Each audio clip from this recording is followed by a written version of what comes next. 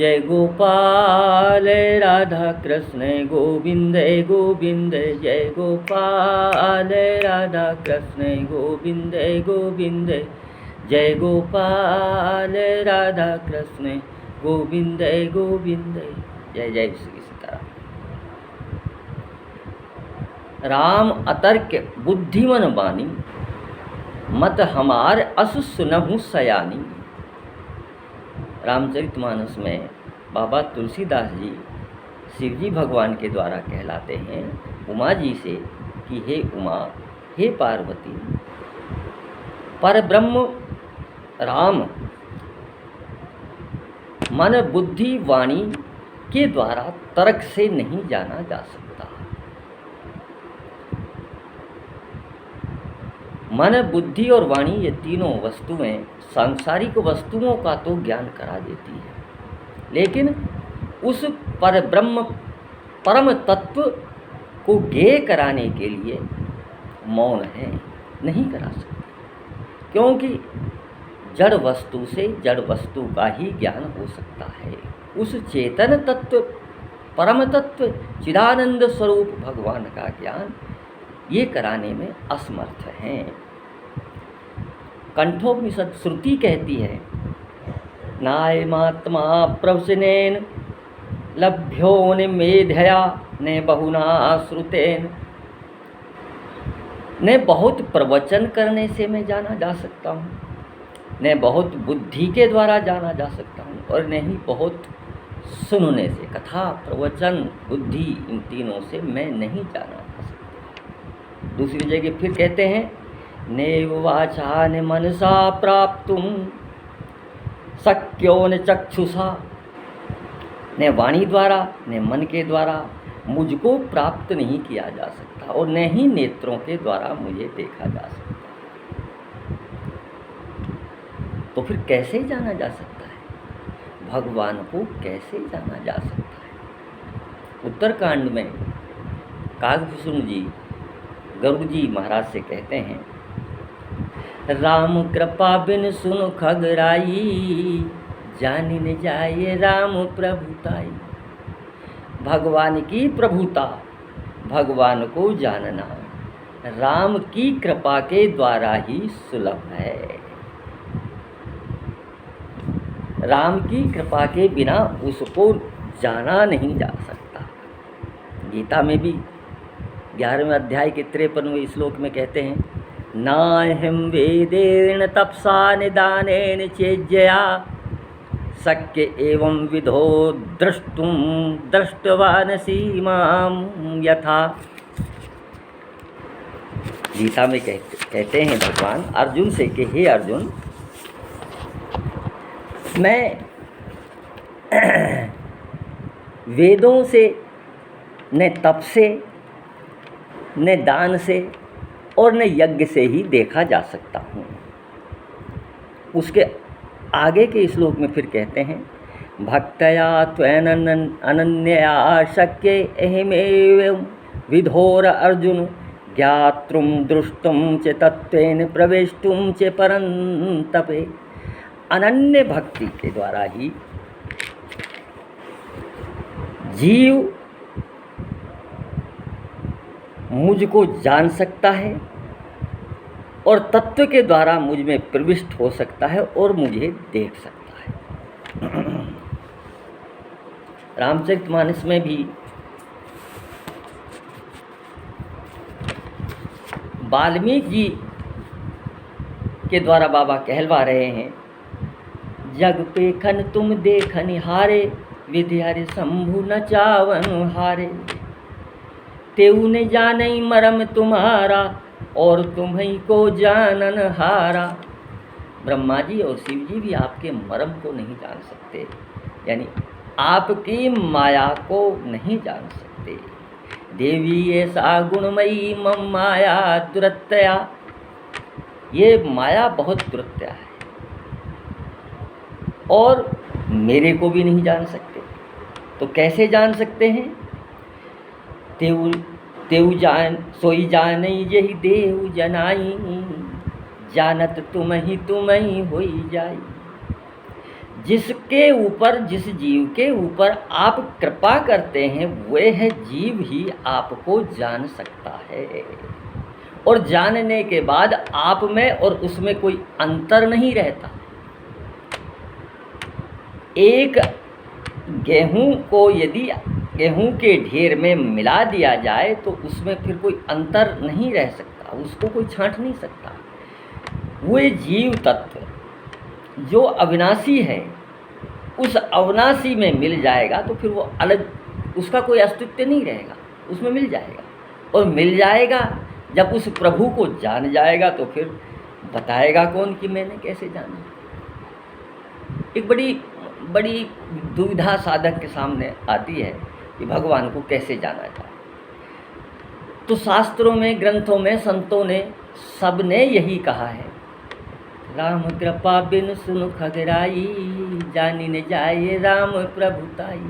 उसकी कृपा के बिना, भगवान की कृपा के बिना उसकी प्रभुता को कोई जान नहीं सकता। और जानने पर फिर क्या होता है, सोई जाने यही देव जनाई, जानत तुम्हें होई जाई। तुमरी कृपा तुम्हें रघुनंदन, जानई भक्त भक्त युरु चंदन। तुम्हारी कृपा से हे रघुनंदन, तुमको भक्त लोग जानते हैं, जिनके हृदय के आप चंदन हैं। क्यों नहीं जान सकते? चिदानंद में देह तुम्हारी, विगत विकार जाने अधिकारी। आपकी देह चिदानंद स्वरूप है, दिव्य है। गीता में आया है, हे अर्जुन, मेरे कर्म और मेरे जन्म दिव्य हैं। अब जीव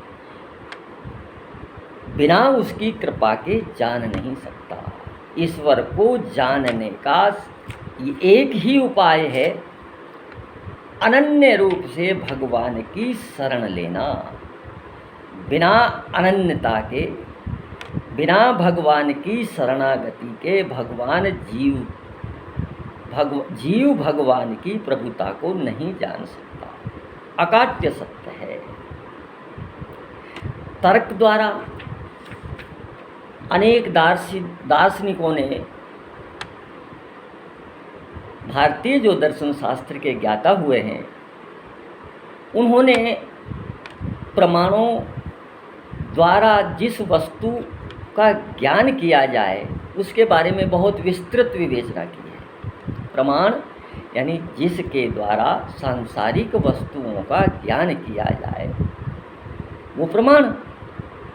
तो सबसे प्रथम जो प्रमाण है, प्रत्यक्ष प्रमाण, अनुमान प्रमाण, आप्तोपदेश प्रमाण, युक्ति और तर्क, इन प्रमाणों का समावेश किया है। इन प्रमाणों के द्वारा भी सांसारिक भौतिक जो संसार में जड़ वस्तुएं हैं उन्हीं का ज्ञान प्राप्त किया जा सकता है। ईश्वर को जानने में ये कतई सहयोगी नहीं है और इनके द्वारा जीव ईश्वर को नहीं जान सकता। तो जाने कैसे? क्योंकि जानना भी जरूरी है। जाने बिन न होय प्रतीति, बिन प्रतीति होय नहीं प्रीति। प्रीत बिना नहीं भक्ति धड़ाई, जिम खगपति जल के चिकनाई। जिसको जब तक आप जानोगे नहीं उसमें विश्वास नहीं होगा और उसमें प्रेम नहीं होगा, और बिना प्रेम के भगवान प्राप्त नहीं हो सकते। बिन विश्वास भक्ति नहीं, तेहि बिन द्रवहीन राम। राम कृपा बिन सपनहु जीव न लह विश्राम। भगवान की कृपा के बिना जीव स्वप्न में भी विश्राम नहीं लेता। चाहे जन्म जन्मांतरों तक जीव घूमता रहता है, लेकिन उसको विश्राम नहीं है, आनंद नहीं है, उसकी मुक्ति नहीं है। सिर्फ और सिर्फ एकमात्र उपाय है ईश्वर की कृपा प्राप्त करना।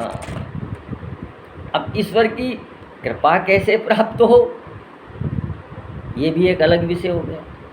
ईश्वर की कृपा कैसे प्राप्त हो, शास्त्रों में, ग्रंथों में, श्रुतियों में, वेदों में अनन्य शरणागति का वर्णन आता है कि भगवान की शरण ग्रहण करना, सिर्फ एकमात्र उद्देश्य, दूसरा उद्देश्य कोई नहीं, वो भगवान के चरणों का आश्रय लेना।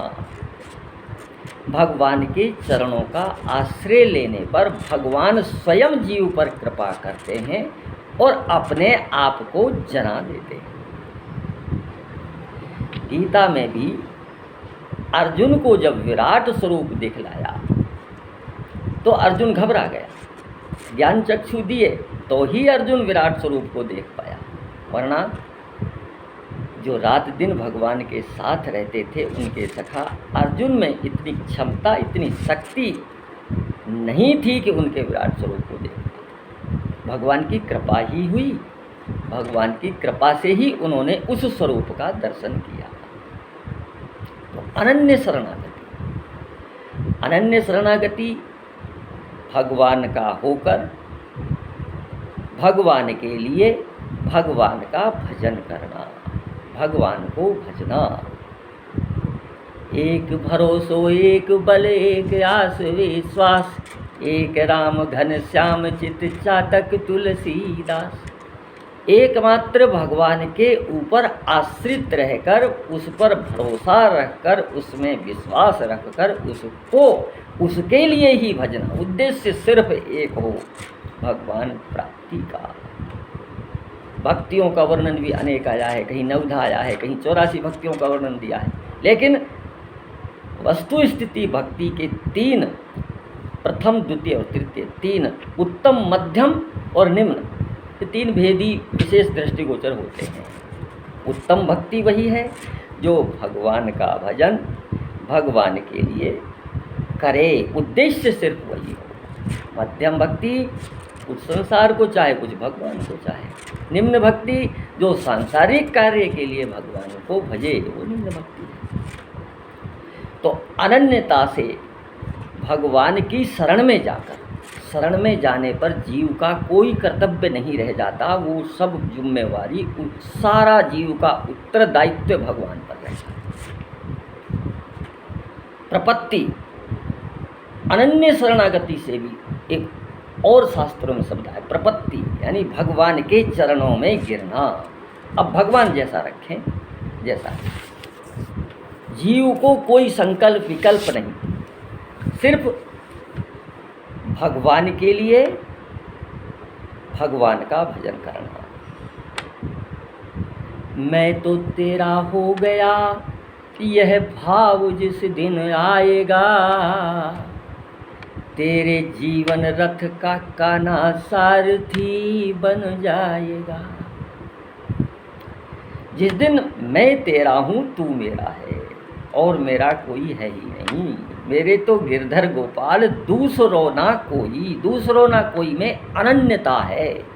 इस संसार में किसी भी लोक में कहीं पर भी तेरे अलावा मेरा कोई है ही नहीं, यही अनन्यता है। दूसरे किसी की आशा नहीं, दूसरे से अपेक्षा नहीं, दूसरे का विश्वास नहीं, दूसरे की शरण नहीं, यही अनन्यता है। मैं तो तेरा हो गया यह भाव जिस दिन आएगा, तेरे जीवन रथ का कान्हा सारथी बन जाएगा। क्या करना है तुझे? अरे बाबुरे उनकी शरण चल, मोह जग का छोड़ दे, अहम का घट जो भरा है वो इसी क्षण फोड़ दे। अहम, अभिमान, मैं, मेरा, ये मेरा है, ये मैं हूँ, इस अभिमान को छोड़ दे। फिर आगे क्या होगा? अभिमान जब छूटेगा, एक क्रम होता है।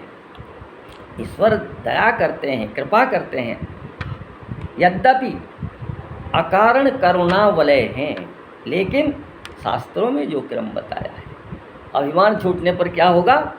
नाम जप से सांस की हर तार उनसे जोड़ दे, हर सांस में उनका नाम निकलेगा। पथ भटकने का ये झंझट सहज ही मिट जाएगा। मैं तो तेरा हो गया यह भाव जिस दिन आएगा, तेरे जीवन रथ का काना सारथी बन जाएगा। फिर क्या होगा, तेरे जीवन रूपी जो रथ है ना वो बड़ी आसानी से चले, फिर तुझे कुछ परवाह नहीं। फिर वही स्थिति होगी, करहूँ सदा तिनके रखवारी, जिमि बालक राखूं मैं तारी। अबोध बच्चे को अपने हित अहित का ज्ञान नहीं रहता, वो माता के ऊपर आश्रित रहता है। उसी तरह से जीव को भगवान के ऊपर आश्रित रहना यही अनन्यता है। अरे ठीक से रथ ये चले जब डोर उनके हाथ हो, ताप तीनों का समन हो, ज्ञान की फिर बात हो। पंक जग पंकज हूँ मैं, ऐसा तुझे आभास हो, पार्थ सा पारथ लिया तो तू अजय हो जाएगा। मैं तो तेरा हो गया यह भाव जिस दिन आएगा, तेरे जीवन रथ का काना सारथी बन जाएगा। भगवान की शरण में जीव यदि चला जाए तो भगवान कृपा कर कर उसको अपने आप को जना देते हैं, अपने आप को उसके लिए सौंप देते हैं। भगवान भाव साध्य हैं, साधन साध्य नहीं है। लेकिन ये बात ध्यान रखनी चाहिए, साधन भी आवश्यक है। क्यों आवश्यक है? जीव मृत्यु लोक में आता है तो जड़ पदार्थों से या भगवान से संबंध बनाने की उसकी स्वतंत्रता रहती है, लेकिन माया के वशीभूत होकर भगवान से विमुख होकर जीव जड़ पदार्थों से, संसार से संबंध बना लेता है। अब वो संबंध स्वयं जीव का बनाया हुआ है, तो जीव की ड्यूटी है, जीव का कर्तव्य है कि उस संबंध को स्वयं जीव ही खत्म करे। इसीलिए साधन की आवश्यकता होती है। जड़ पदार्थों के साथ जीव का जो राग युक्त संबंध जो जीव ने स्वयं बनाया है, स्वयं जोड़ा है, उसे मिटाने में ही जीव स्वयं साधन द्वारा, अपने द्वारा कृत जड़ता को खत्म करता है। यही संपूर्ण साधनों की सार्थकता है। इसलिए साधन भी आवश्यक है, जीव का कर्तव्य है। हालांकि शास्त्रों में, ग्रंथों में, वेदों में भाव साध्य भगवान को बताया है, साधन साध्य नहीं है। लेकिन जीव ने जो संसार से, जो माया से जड़तावश अपना संबंध मोह के वशीभूत होकर बना रखा है, उनको हटाने की ड्यूटी भी भगवान की शरण में जाने पर भगवान की कृपा से जीव की ही बनती है। इसलिए साधन भी आवश्यक है। कोई ये कहे कि साधन की आवश्यकता नहीं, तो ऐसा नहीं है। साधन उस जड़ता को मिटाता है, और जड़ता जब मिट जाएगी तो भगवान तो स्वतः सिद्ध हैं, भगवान की प्राप्ति सहज हो सकती है। लेकिन दो बातें हैं, अनन्य शरणागति, साधन में भी अभिमान नहीं। साधन, साधक और साध्य, साधक को ये अभिमान नहीं होना चाहिए कि मैं ये साधन मेरे बल पर कर रहा हूँ, मेरे बल पर कर रहा हूँ। बल तो उस ईश्वर का ही है, वही कृपा करेंगे, तभी साधन सफल होता है। बिना भगवान की शरण में जाए बिना जीव की गति है ही नहीं। तरहिन बिन से ये मम स्वामी, राम नमामि नमामि नमामि।